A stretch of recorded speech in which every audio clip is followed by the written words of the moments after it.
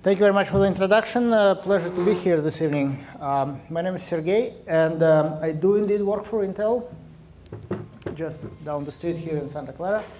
I'm part of the group that started as a team that optimized Spark, Apache Spark performance on Intel servers. And gradually, we responded to customer demands. When customers said, hey, we have this Spark running on top of HDFS, lots of data, but we can't do deep learning on it because there are no frameworks that run on Spark. So our team developed an open source framework called BigDL. And that's what the code that I'm going to show you is BigDL code. It is not TensorFlow code. I know my bio says here that I'm coding in TensorFlow. I am very dangerous with TensorFlow. Most of the coding that I do is done in BigDL and a little bit in Scala. One logistics request. If you have a question, please interrupt and ask. I don't like droning on and on and on and then having questions at the end, because questions is the most important and interesting to me. Any questions so far? Okay, so I think we can dive in. Let me ask you guys this. Do you want me to start with a few slides just with basics of transfer learning, or do you guys know the basics of transfer learning and you'd rather just dive into the code? I mean, I can go as far back to the basics of machine learning and deep learning, but I assume that would bore you to tears. Ask questions Am I right? that result in hands going up or down. Okay. If you ask questions that result in a dialogue. Okay, well, how about this? I have, do you guys care to see me to talk about this? Yes, raise your hands. Yes. Okay, few. All right. Do you guys want me to talk about this? There are still basics. Okay. So I'm not going to talk about this. I would be very happy to go back to it at the end of the talk so that most of the people who are not interested in this can go. Do you guys care for me to talk about this optimization and this stuff? Yes? Yes, I guess it's helpful to start from the Okay. All right. So let's just really briefly cover the basics. I hate this desk. Let me try to switch to the full view. There is a trick here. I need to go to start with this slide. Nope. View. Slideshow from current slide. All right, so this should work better. All right, so sorry for the math. That's how I've been trained, so I tend to start with the math because that's the language I understand. Any kind of machine learning has to do with fitting a hypothesis to data. Don't let anybody tell you otherwise. Deep learning does the same thing. You have a bunch of data, and you create a model which represents your hypothesis, and you try to fit it into data. That's all you're doing. So this is basically linear regression expressed as a neural network. Believe it or not, you can do that. We have this h, which is a hypothesis, and it's just a simple linear function. We define a cost function, which is a difference between the model and the true values on the graph. A lot of deep learning is just renaming old statistical terms in a new way and confusing the heck out of people. So I'm just trying to remove the confusion. The cost function is a measure of our dissatisfaction between the model and reality, and we want to minimize the cost function. And we do it by doing analytical differentiation in multidimensional space. Not numerical, but analytical. So 4 steps. We pick a model. We find a vector of parameters that this model depends on that results in the smallest cost function. And we find this vector by taking derivative and minimizing, getting as close to 0 as possible. And we repeat it at infinitum, or at least until we run out of time or resources. Stochastical gradient descent, everybody knows it, not going to go over it. It's important to understand that stochastical gradient descent is an analytical method, not numerical. We're not taking numerical differentiations. We're taking them analytically using the differentiation chain rule, and then we just minimize the difference. This is a loss function. The lower, the better. It's jittery because it's stochastic. It doesn't have to be. It just works faster if we computationally. If instead of going through the entire data set, which tends to be huge, we sample the data in what's called batches, and every step of the way we just sample different batch. We end up converging to the same rough value, but we do it much faster. However, it's noisy. And there are multiple parameters, learning rates, and whatnot, which I'll cover a little bit later, which affect how fast we converge. Any questions so far? I kind of zipped through about 5 lectures of a university course in the last 5 minutes. Any questions so far? Very good. I'm very happy. So image classification problem. By now, at this day and age, what I'm about to discuss today is a very trivial problem. The feed-forward convolutional neural nets are fairly trivial at this point and well understood. And within the realm of feed-forward convolutional neural nets, image classification problem is as simple as they get. So this is really, really basic. Basically, we have a bunch of images, and we know that they belong to n classes. This is CIFAR10, so cats, dogs, planes, whatnot. But a bunch of images, and we have n classes, and all we want to do is train a model, so when we throw new images at it, which the model never saw, it would correctly classify them into being cats, dogs, whatnot. Mercifully, the example that we're going to do doesn't deal with images, but actually deals with houses. Doesn't deal with cats and dogs, but deals with houses. You know what? I'm going to skip this point of this slide. As you can try other methods for image classification, but they're not as good as CNNs. And I assume that you guys know this. That's why you're all here. By far, the most common classifier is what's called softmax classifier. I'm going to dwell on this slide a little bit. There are many ways you can build a model and actually make a decision which image belongs to which class. The softmax, oops, sorry. Oh. What do you know? If I hold the button too long, it just advances right through. The softmax gives you this expression, softmax classifier. It's essentially a normalized probability. It's a normalized probability that an image that you pick belongs to the class. It's not, it all sums up to 1. And the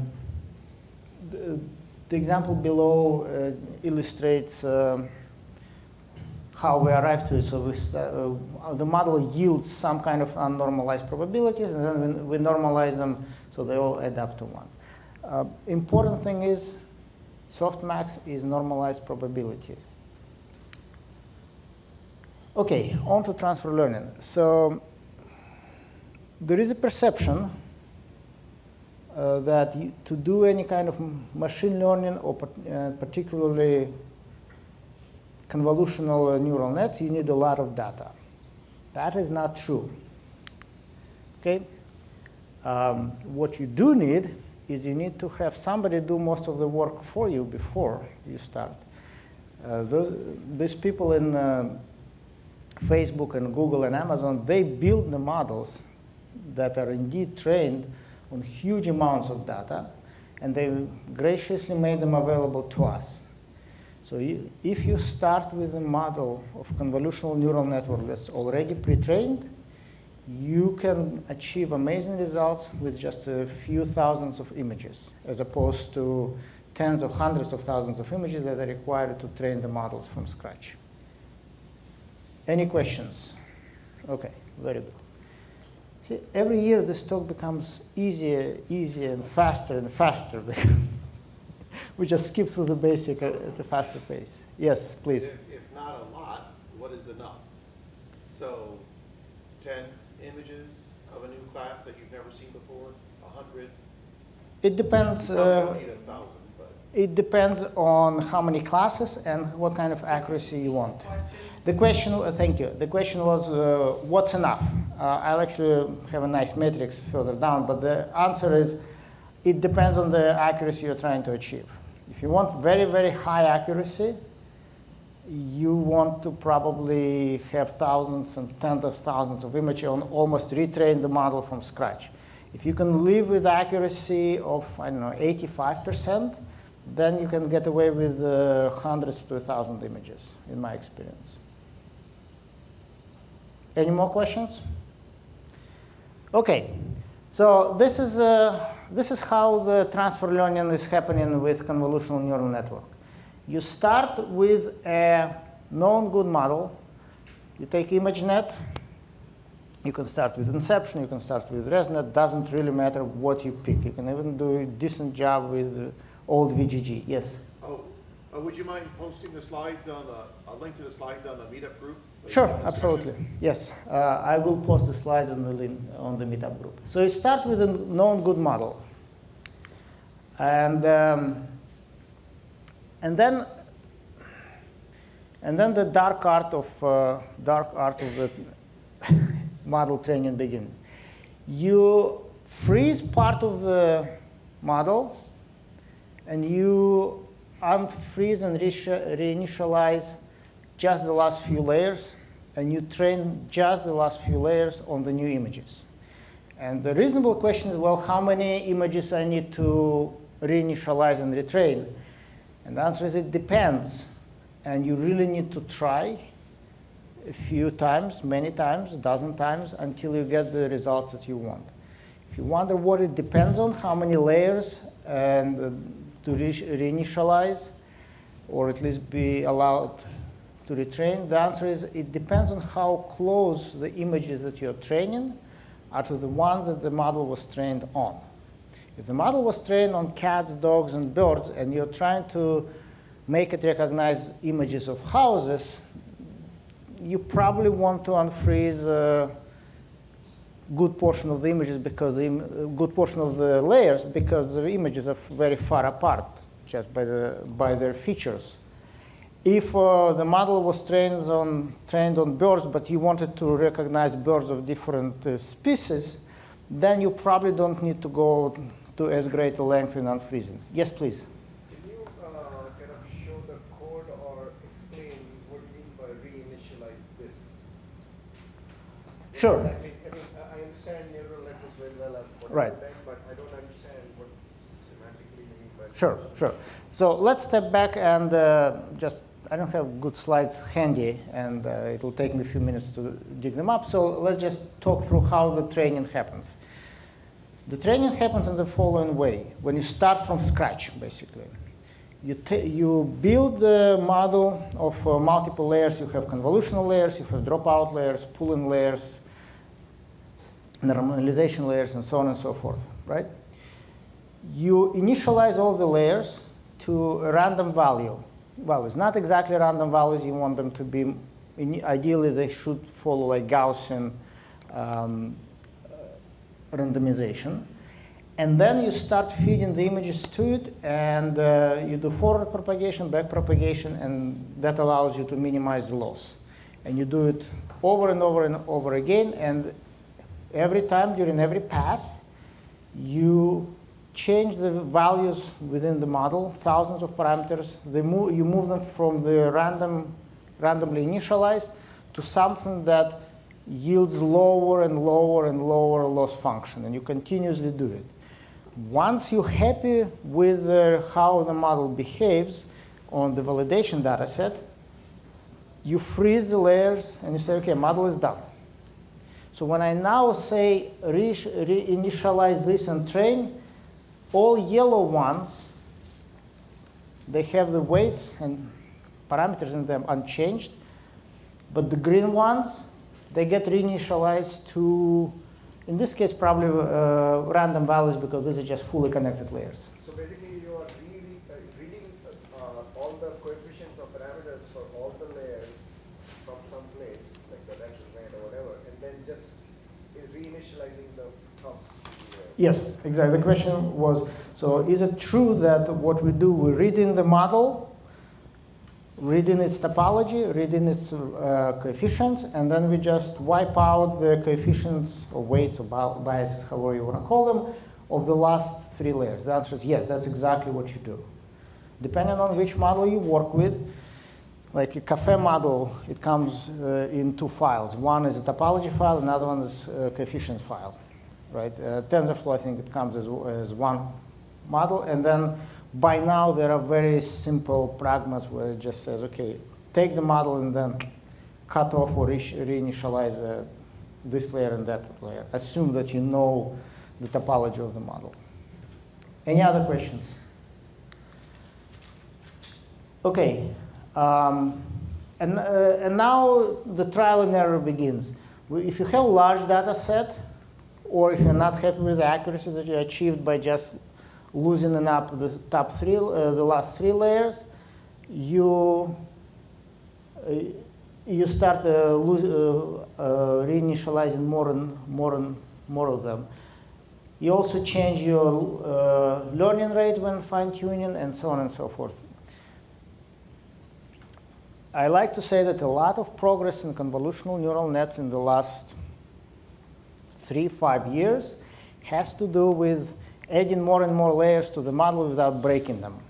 It's really a lot of it is a dark art, and a lot of it depends on your experience and what kind of image or other data set you're dealing with.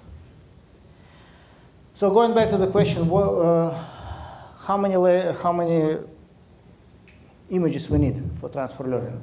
So you have this very simplified, very simple matrix. You have a situation where you have very little data or quite a lot of data, and the data set is similar to what the model was trained on, and a very different data set. So if you have very different data set and quite a lot of data, then you train more of these layers. If you have lots of data and similar data set, then you just fine-tune these few layers. If you have very different data set and very little data, maybe it's time to give up right off the bat because you're unlikely to achieve a good result. If you have data set that's different from what the model was trained on, and you don't have a lot of data, you probably want to find either another model or more data. Without it, you may not find what you want. Now, what I'm going to cover today is the last quadrant in this table. In a likely situation where you have similar data set and very little data, you do not retrain your model. What you do is you just add a linear softmax classifier on top of the model that you already have, and you achieve pretty good results right off the bat. Why would you do that? Sometimes the business case is not clear. So it's really helpful to be able to slap together in less than a day a very simple model and do a demo or prototype to at least see if you are on the right path to solve the business case that lies ahead of you. Not to mention that it's computationally not as intensive as retraining the whole model, and it's a good first step to see if you're at least trending in the right direction. So this is what I'm going to show you today. If you have little data and a similar data set, then you can train. Then you can do the linear classification without retraining the convolutional neural net. Any questions? Okay. So I'm very thankful to the company, local company called MLS Listings, where Ashish Antal, another member of ACM, works for. They let me use their data set of the houses. They host the real estate listings database for the entire Santa Clara County and I think 5 other counties nearby. And the beauty of working with them is they have a team of wonderful engineers whose job, one of the jobs, is to make sure that the data set that they have is clean, standardized, curated. If the image is in the database and it has an attribute that it's a contemporary house, you better believe it that it is indeed a contemporary house. So they have the style, they have all the property values, price, whatnot, and it's all correct because one of the jobs of these engineers is to make sure that the data governance is followed and all the standards are adhered to. So again, what we're going to do in this example is we're going to take a set of fronts of the houses. We're going to take the GoogleNet model that's pre-trained with frozen topology and frozen weights. And we're just going to do a forward pass of every image through the model, which will naturally convert it into 10,000 long embedding vector of embeddings of features. And then what we're going to do is, what's happened? Oh, we're just going to slap softmax linear classifier on top and just classify it into, in this case, just 4 different house styles. Yes, please. So what do you mean by embeddings over here? Because this is not a language model, right? So what are you? Right. Language confusion. The question, what do I mean by embeddings? In this context, I just mean features. So it's each image you have, when pushed through the model in forward pass, generates a 10,024 long vector of floats. And that's called feature vector, sometimes it's called embeddings vector. So that is the second last layer, basically, right? It's an output of the second to last layer, yes. Any other questions? By the way, interestingly, there is no guarantee that 2 images would not generate the same feature vector. They may be very close, and that's a different area of how to fool neural nets, but that's a different topic. So, yes, please. So the feature vector corresponds to the pixel of the image, or what? No, no. The feature vector is not the picture of the image. It's just you have a black box of the neural net. Input is an image, output is a 10,024 feature vector. It's not the pixel. It's a set of machine features that are not human readable.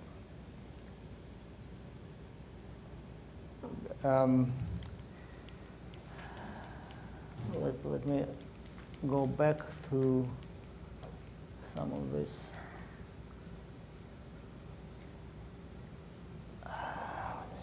So this is a CFAR10 database, and well, actually no, that's the nearest neighbors. Never mind. No, I do not have a good slide. There are some very cool visualization slides that actually tell you how the image gets mangled and featureized as it goes through each step of the convolutional neural network. I don't have that here. Yes, please. When you do the softmax, are you doing 4 linear regression, so you're generating 4 separate vectors there? Or is it random traditional? Oh, just softmax with 4. The question is, when we do softmax, do we do 4 classes or do we generate 4 vectors? No, we just do 4 classes. But are the houses labeled already? Yes, they're all pre-labeled already. That's why that's the beauty of the data set. It came to me pre-labeled. From the business standpoint, the beauty of doing transfer learning in this fashion is it's really fast, right? You only do, for every image, you only do 1 pass, forward pass. You don't do the back prop. You just do forward pass, and then you slap a softmax regression on it. It is really real time. It is sub-second. You can take several dozens of images and push them through, classify them in less than a second. Okay, so yeah, let's keep this. Well, this is animated. This is beautiful. Any questions before I actually show you the code? Because we're done with the PowerPoints. Yes, please. What was the GoogleNet model trained on? The GoogleNet model is trained on the ImageNet, which is a set of, by now, probably 1 million images. They keep improving them, but it's there is all kinds of images there: cars, birds, whatnot. Is that 1024 images categories? How many categories? I don't remember how many categories are there. I really don't. But it's trained on 10,000 images, if not more than that. So you're using only 1 layer at the end. You're No. softmax layer for training, for matching that your model to your house's data set, right? The question is, am I using just 1 layer at the end? The answer is yes, I'm using the output of the last layer. Yes, but the output of the last layer is the features that were predicted based on the ImageNet data set. So the question is, but isn't it true that the output of the last layer are predictive based on the ImageNet? True, but if I were to take an image that's not part of the ImageNet and still push it through the network, I will get a feature vector, right? Yes, but the feature vectors are relevant if the image that you're passing through matches ImageNet. Even if it doesn't match any of the classes of the ImageNet, I'll still get a feature vector, right? And if I take 2 houses, images of 2 houses, and I push them through this ImageNet, I'll get 2 feature vectors. And if, guess what? If houses are the same, if I just flipped a couple of pixels, the feature vectors will be very close.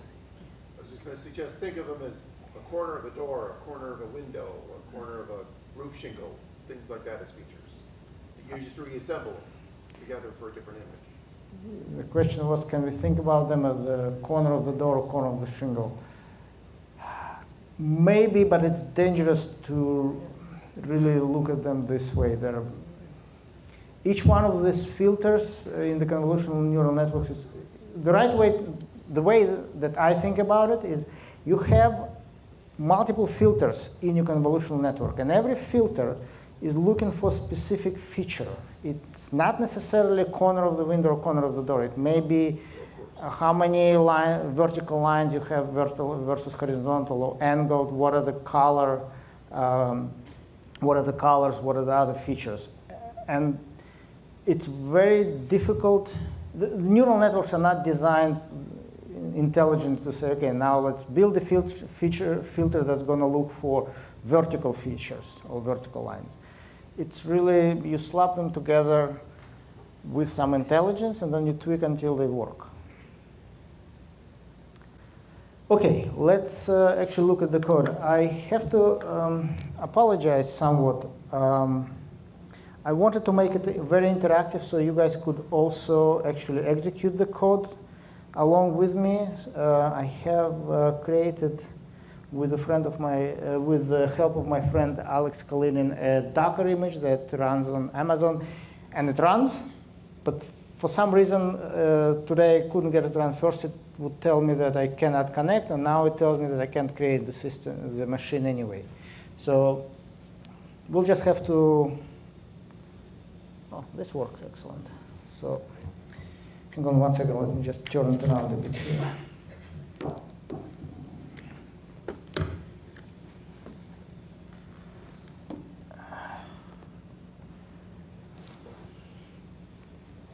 Okay, it's this way.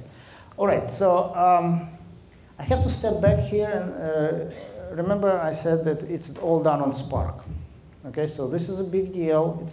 It's not TensorFlow. It's somewhat, by now, the BigDL achieved the syntax that's very close to Keras, and it's very high level and succinct. It's both good and bad, as with Keras. As long as you stay on the beaten path, everything works. As soon as you want to do something fancy, like, hey, let's create two networks together that synchronize ways between them and then do the difference, and all of a sudden it doesn't work. The primitives are not there. But anyway, how many people here are familiar with Spark? Oh, great. More than half. So for those who are not familiar, two words about Spark. Spark is a follow-on to Hadoop. It's much more performant than the original Hadoop. Achieved it by keeping computations in memory. But that's not what's important for deep learning. What's important for deep learning is Spark allows you to do distributed deep learning out of the box without almost no knowledge about the underlying cluster structure. So you can have a cluster of 10,000 nodes of 28 cores each, and Spark, if you run on top of it, will take care of parallelizing your work for you. All you need to tell the job is, I have that many nodes, that many cores per node, and that much memory per node. Spark takes care of the rest. So if you go to a conference, there are conferences that are dedicated to making distributed deep learning work. People create multiple interfaces, MPIs, Horovod, and so on and so forth, where they go into great length trying to parallelize a single model to run on multiple servers. Spark does it for you. Okay? And BigDL runs on top of Spark. It's written in Scala with Python API, and it just parallelizes all the stochastical gradient descents for you. Spark takes care of calculations of the gradients, model update, averaging of the gradients, and scheduling, sampling the next batch and scheduling the next step of SGD. It is, if not, perhaps it's not as efficient as MPI or Horovod, for those of you who know it, but it's there and it works. And it's a great thing to take as a first stab at if you have a giant problem, giant data set, and you need to parallelize it. So does it use RDDs or data frames? Does it use RDDs or data frames? It can use both. Nowadays, people use data frames. But BigDL will consume RDDs as well. It's not slower if you go with data frames? Is it slower than you go with data frames versus RDDs? I don't know, perhaps, but these are like, the argument, the speed difference of RDDs versus data frames, if it is there, is probably a ternary speed effect compared to everything else that's going on in the cluster, in your data set, in how you batch, how many batches you have, how many data points or images per batch you have. There are much higher order effects. There are bigger knobs to turn that you have at your disposal before you start fine-tuning between RDDs and data frames. So this is a Python code. Basic PySpark, basic library imports. PySpark is a Python for Spark. That's what you need to run if you want to use Python in Spark environment. UDF is a Spark user-defined function. If you run out of all the predefined functions in Spark, you can define your own. By now, if you feel the need to define your own UDF, it's a bad sign. It's probably you're doing something you're not supposed to be doing. Because a lot of people have defined the functions for you. Sometimes there is no way around, but you'll see how silly some of those functions are. Couple of other imports. We import transform optimization and layer. These are as described, the image transformation library, loss function optimization library, and layers. Couple of words about image transformation library. Why do you need it? Any framework, any pre-trained model that you pull, GoogleNet, ResNet, VGG, whatever, it has a few assumptions. And it imposes a few assumptions on you. First and basic assumption is the image size. The network is, I think VGG is trained on pixels that are images that are square, 224 by 224, and 3 color vectors, RGB. So if you want to use VGG, you gotta convert your images to this size. You have to scale them, you have to crop them, you have to rotate them.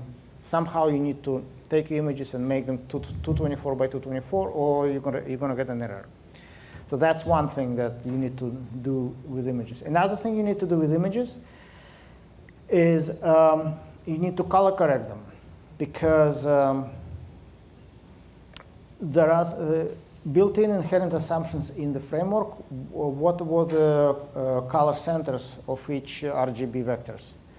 And you better take your images and make sure that they're centered around the same center weights, or again, you will not get the predictable results. You can do it in Python just fine. Pillow library in Python is wonderful. You can scale, rotate, crop, color correct to your heart's content.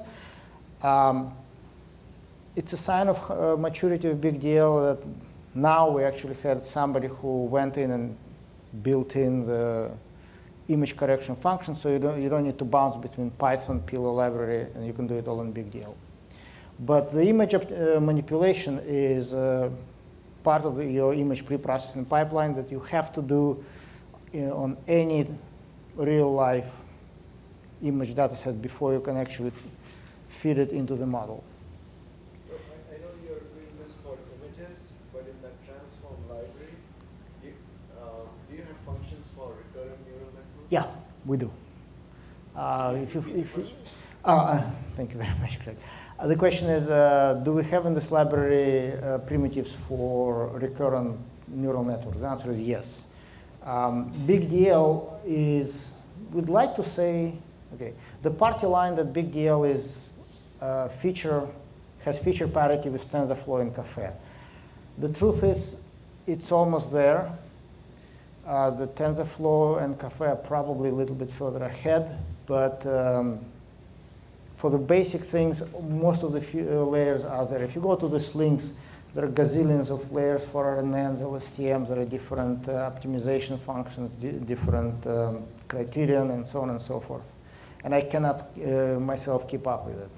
So most of the things that you need are there already for you. And surprisingly, by now, it's very well documented. So we're done with basic imports. So these are the the data processing pipelines. We call it zoo because it's part of the analytics zoo. Pardon the name. Engineers are allowed to have fun sometimes. So you import the classifier, right? The image transformer and the image reader. So you want to read the image, you want to transform it, and then you want to classify it.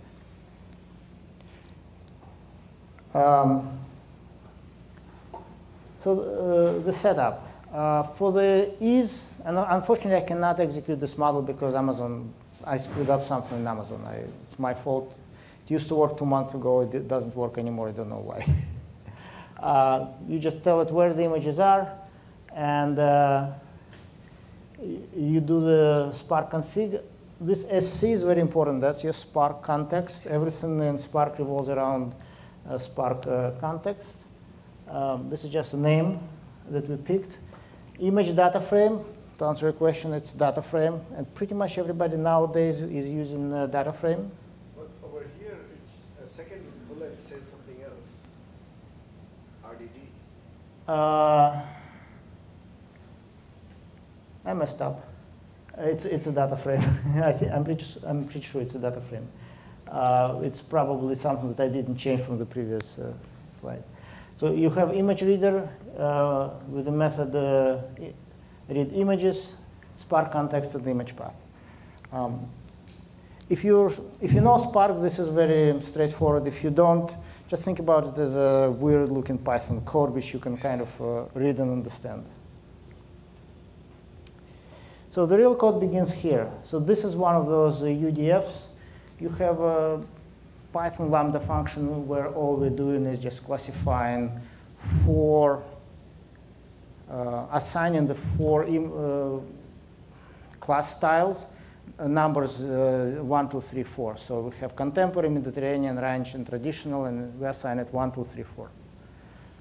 There is probably a more elegant way of doing it. I just wrote it this way because that was easy to understand. So get label, we get in the label of the house and the label data frame, and then some print out. So this is actually the data frame here. So you can see that we have 4 classes, 1, 2, 3, 4. Contemporary, Mediterranean, and whatnot, and this is the count of the images. So we just process them.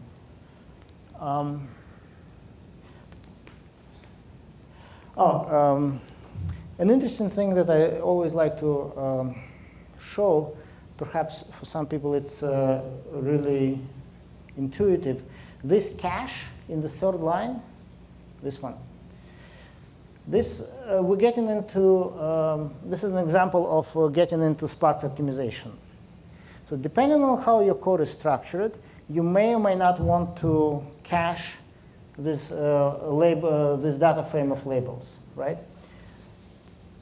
Why caching is bad? The caching is bad because it eats up your memory, right? And if you cache things in memory, you have less memory per node or per CPU, therefore available for your batch processing, for your images. If you have if you have less memory available per node for your images, it forces you to have the smaller batch size. If you have smaller batch size, you're inevitably going to pay more in terms of communication overhead. So ideally, you would want every node to have a lot of memory, not always possible. So sometimes you want to cache things, sometimes you don't. Question for you guys: when do you want to cache it? If you're after memory preservation, but when do you want to cache the data frame in memory? If you're using this data frame more than once in the program. Exactly. Thank you very much. The answer is if you use it several times, then you want to cache it. For example, here, I'm being a bit anal, and I want to look at 3 different versions of this data frame, right? So I do the 3 printfs. I do the 3 prints. You can see them right there. So if I don't have this cache statement, this runs in real time. Each print comes about 30 seconds apart. If I have it in cache, they all come simultaneously, right? So that we're getting into code optimization here. And code optimization is important when you just program on your laptop. It's 10 times as important when you do it on a large cluster. OK, any questions so far? So, yes. So this image which we have a label actually. If Yes. for image we don't have label, how we do this program will not work? The question is, we like it to have a nicely labeled data set. If we don't have a labeled data set, what do we do? I think we have a problem. We cannot classify. We need to have a training data set, and since it's a classification problem, we need to have labels associated with each image. Right? So, data preprocessing step. As usual, split it in data set into training and validation. Scale, color, normalize, crop, import the model, expose the last layer, 1024 layer, and then render the model as a part of the Spark pipeline. Spark operates on the pipelines. And then merge the model, data preprocessing model, and validation into one pipeline. So, yes, please. Why do you call it load cafe model? What's it got to do with cafe? BigDL, the question is, why do we call it load cafe model? Cafe is a popular deep learning framework. It came out of Berkeley. It's using cafe as the underlying engine. Yes, cafe came out of Berkeley, and Facebook hired all the Berkeley grads who created cafe, and cafe kind of stopped existing in the wild. Then it became Cafe 2. It's alive and well inside Facebook. I don't see it that much out in the wild, but I hear that it's going to come back. So BigDL, because we don't have, unfortunately, as much penetration in the market as Tensorflow, what we do, we can import Cafe models, we can import TensorFlow models, we can import Torch models, we can train on them, and then we can export them back. So that what we do here, we pick a Cafe model, and we import it, and we convert it into BigDL layers under the hood, and then we can train it in Spark environment. So what's important is the Cafe model that came here was probably trained on GPUs. So the Google Net model that you initially mentioned, was it trained in TensorFlow? This particular one was not, but again, let's separate things. Google Net is a topology with associated coefficients, right? It can be expressed in Cafe, TensorFlow, Torch. You can write it in C++ if you really want. It doesn't really matter. It doesn't matter. Ideally, if you know what you're doing, you are going to achieve the same results no matter which framework you chose to implement a model in, as long as these frameworks are fully supportive of everything that the topology calls for. Here we just picked one for convenience. I'm sure it doesn't matter.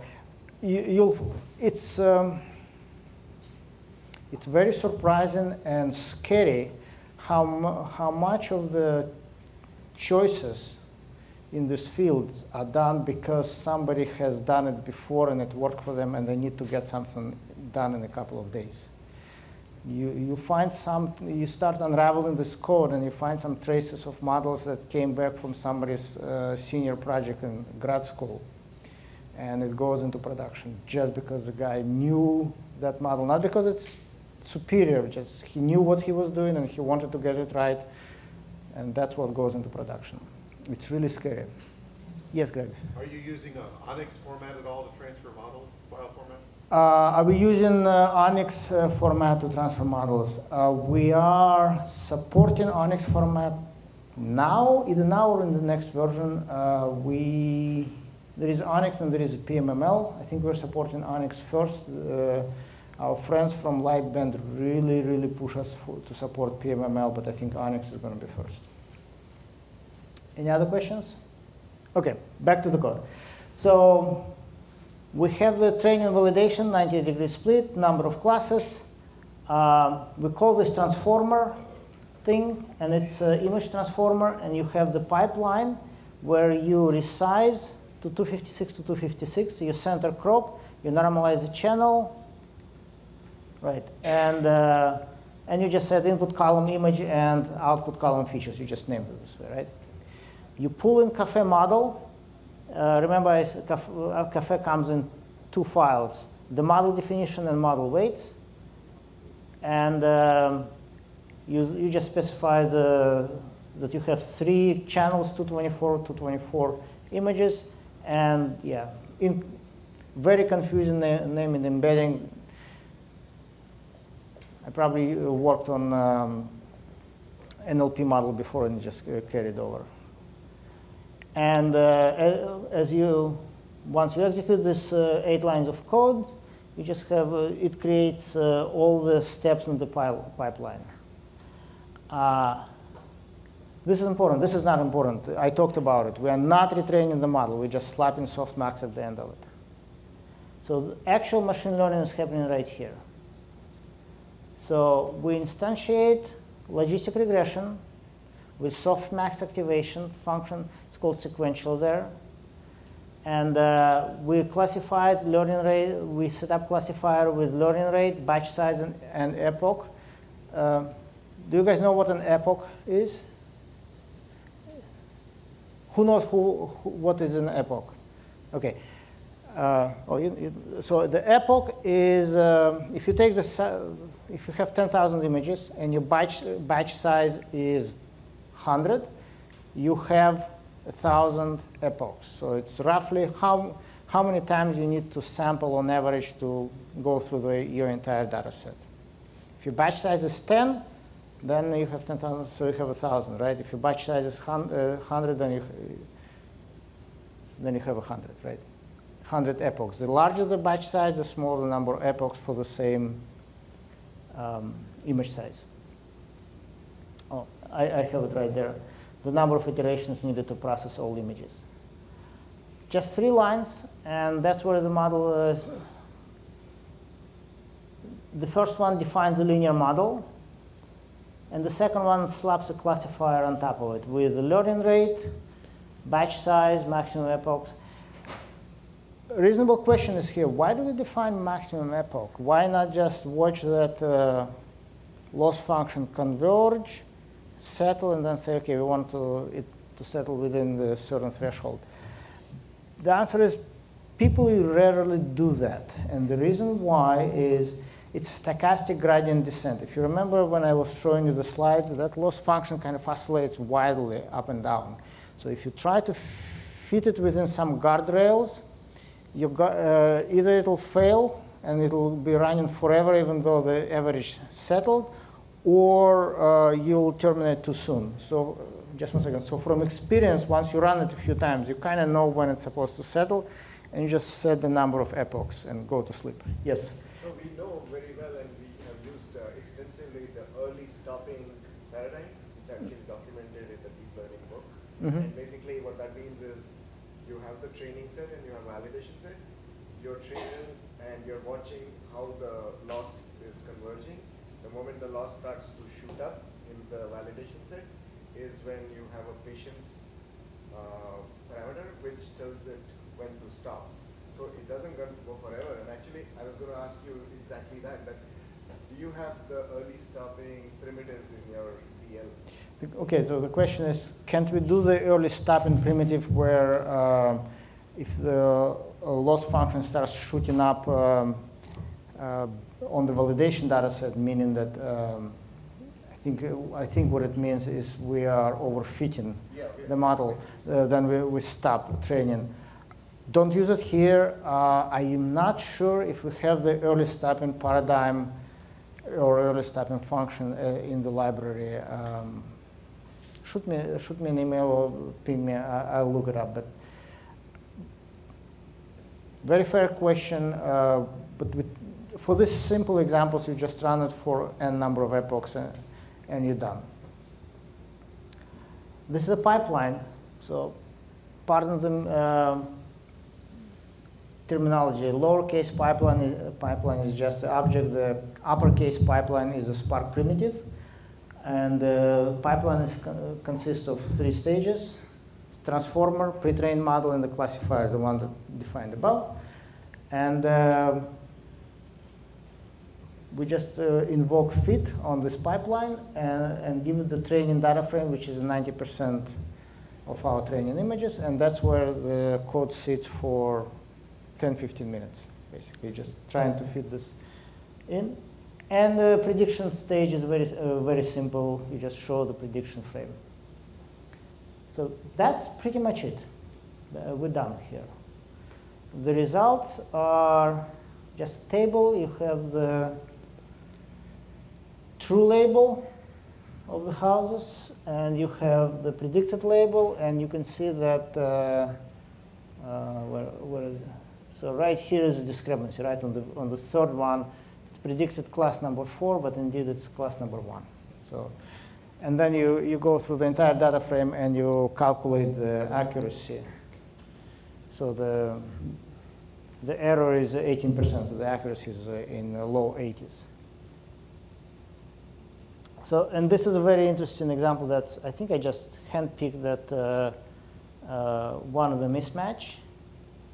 So this is the one that was supposed to be contemporary, but it was predicted as a modern, and I don't know, it could be either. So this is just a visualization of what the errors look like. So any questions on the code? And then I'm planning on circling back as to why we did this rather than retraining the whole model. Any questions on the code? Yes, please. What's the training performance? Yeah. What's the training performance? Let me see. If you had like 4 billion. So don't have 4 billion. I don't have 4 billion. This is just for you guys. So on this many, on about 2,000 images, 2,500 images, right? If I add all this counts, this runs in minutes. This runs, I think, on even in local mode, it runs less than 10 minutes. But this is just transfer learning. This is just transfer. This is not only. This is just a transfer learning. This is transfer learning without any deep learning in it. You just push the images through, and it runs. It doesn't really matter. I played around with it. It doesn't really matter whether you deploy it on the latest and greatest Intel Skylakes or on the Haswell, which is 2 generations back. The performance is not limited by compute power, but the performance is limited by your memory and overhead. This is actually a very prescient observation. If you did it in GPUs, you would not achieve much greater speed because you're so dwarfed by the data transfer. So if I have a 4-core Windows PC with Intel, Right. then can I exploit that in any way from a current deep learning code that I have running with Keras and TensorFlow? So the question was, if I have a Windows PC and I have a code written in TensorFlow or with Keras, can I parallelize it using BigDL? Yeah. Absolutely. How much performance improvement can I get? Your mileage will vary. A lot of it depends. You need to profile it and see where you spend most of the time. If you're spending most of your time in compute, you will get, your mileage will vary. Impossible to predict. You need to profile your application first and see where you spend most of the time. If you're spending 90% of the time in compute, then yes, parallelization will help. 90% is in the estimation of the model, which is the training of the... No. You need to profile. No, by profiling, I mean you need to break down, and there are profiling tools that will tell you, hey, in this task, you spend 90% on just crunching data, and the rest is overhead of orchestrating and communication. If that's your case, then parallelization will help. If, on the other hand, you're spending 50% of your time in overhead and data transfer, then even if you shrunk your compute time to 0, you'll only be able to achieve 2x improvement. So parallelization there will probably help you. Like you can parallelize it on 4, 8 machines, and that, but beyond that, you'll not get any improvement. Please. I was just wondering, was there any need for an activation function on the last layer, or no? Was there? Is there any need for like a ReLU No, just softmax will do. The question was there a need for activation function? No, just softmax will do. Yes? How can you reuse the models? In some ways, you train this to find out a kind of house. But is there use cases where you train a model and you can take that and apply it for another model? Is that You could, in this case, there is nothing to reuse, right? You can reuse this code, but the model itself stayed unchanged. We just grabbed the Café GoogleNet model and just did the forward pass through it. Yes, please. does it support GPUs? BigDL does not support GPUs. Intel is not in the business of helping NVIDIA. Competitors. So let you guys think of more questions. So remember I said in the beginning, why did we do this simple thing? Why did we even not bother fine-tuning the model?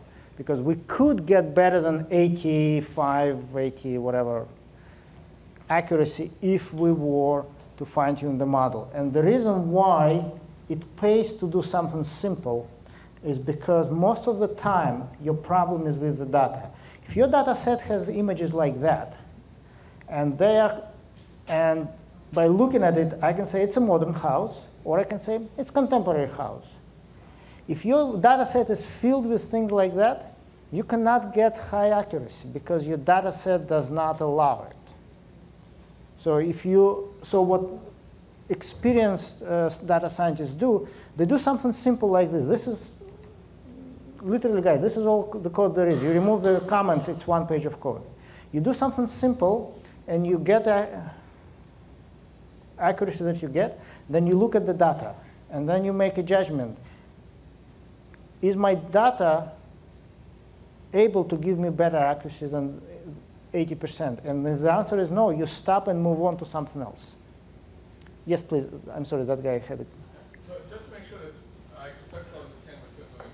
So you take existing model, you split down last layer, maybe last few layers, and then you use outputs of this model. So it's 1024 features.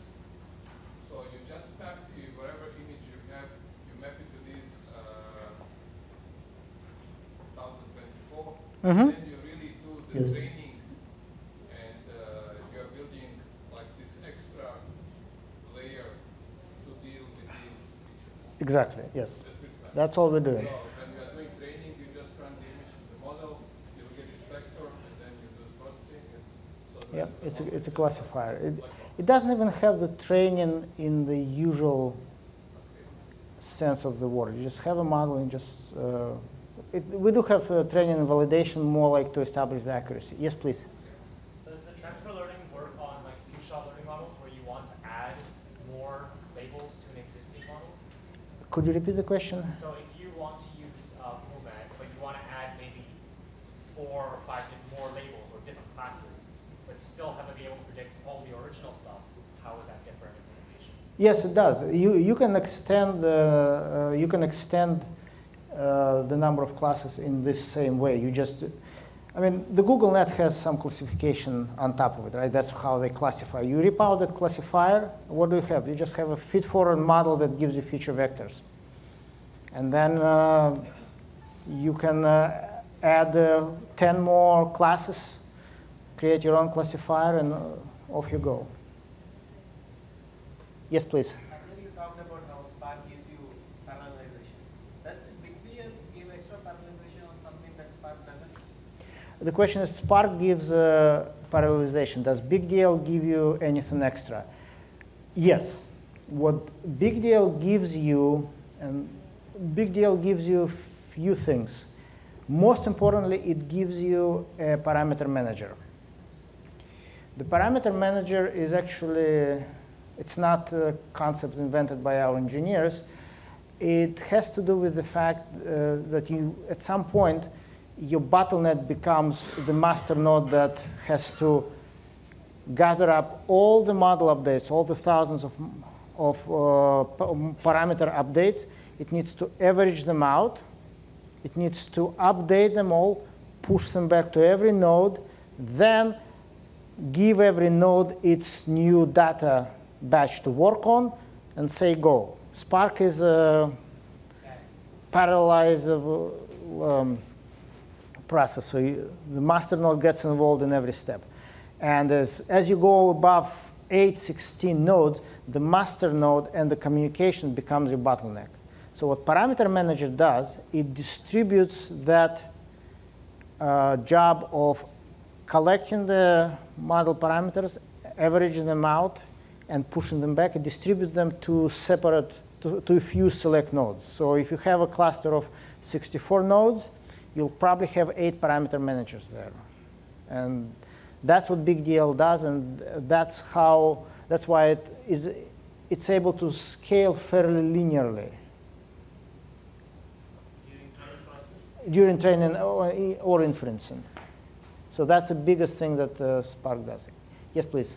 Any comments on how you'd compare or contrast with like sparkling water or other Apache Spark DL training systems?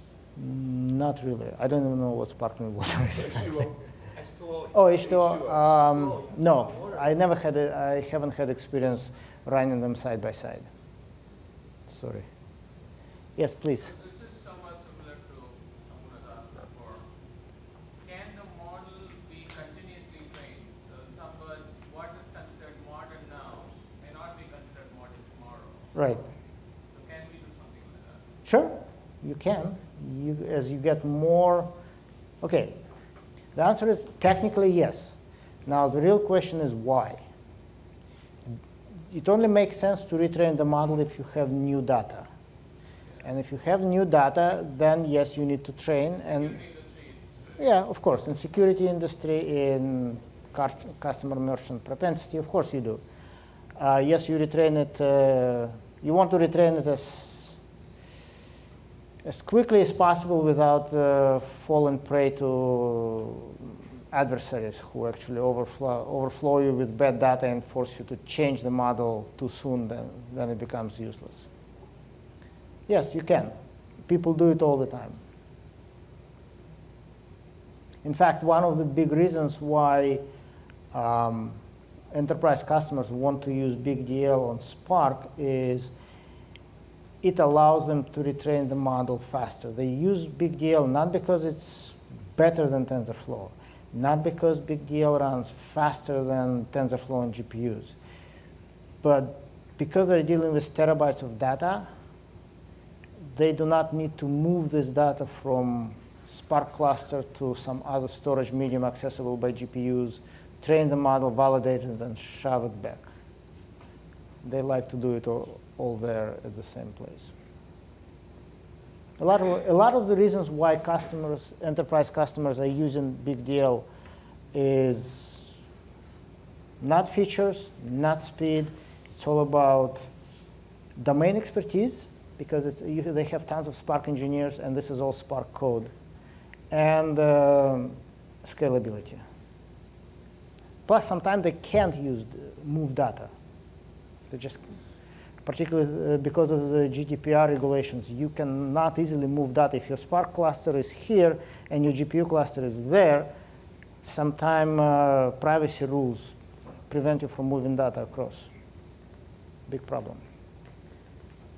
Yes, please. So I was wondering how much control the development should do.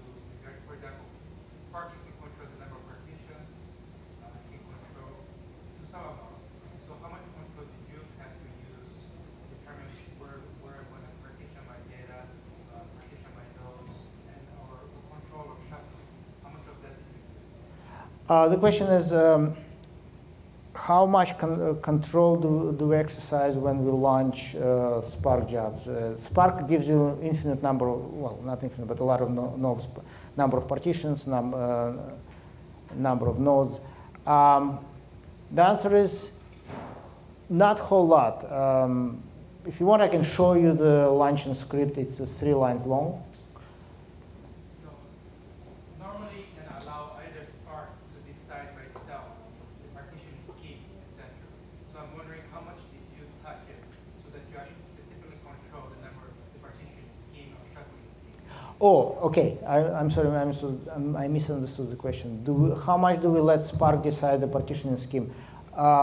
We can override it all, but we don't. There are knobs to override it, but we don't. Usually the default is one node, one partition. How do you know you optimize the system? That's where you start, and then you start optimizing it. So did you optimize it or Not for this one. But routinely, we help customers optimize their Spark jobs. Now, when we get into the deep learning optimization, what we really need to do is we need to optimize end-to-end pipeline, of which deep learning is just a small part of. So yes, yes, customers need to optimize the entire pipeline, and sometimes there are partitioning and other choices that are enforced on them outside of the BigDL. Let me see. Yes, please. I'll come back to you. Does this work with the latest commercial distributions like Cloudera and Hortonworks? Does it support the latest commercial distributions like Cloudera and Hortonworks? Yes. Yes, please. So related to that, I was just wondering how much did you actually touch the basic, did you work with frames, or did you have to go to the RDD level? Did you do partition level functions as opposed to RDD level, or did you just use frames, data frames? I'm just wondering what level did you touch? I think we're working with data frame at the data frame level. Certainly this code works at that level. In optimizations, we have examples in the analytics zoo where we show people how to do it different ways. We generally leave the optimizations to the customer themselves because we trust them that they know Spark and their Spark environment and how to best optimize it. You seem dissatisfied with an answer. I'm sorry. Any other questions, guys? I think we're done then. Thank you very much.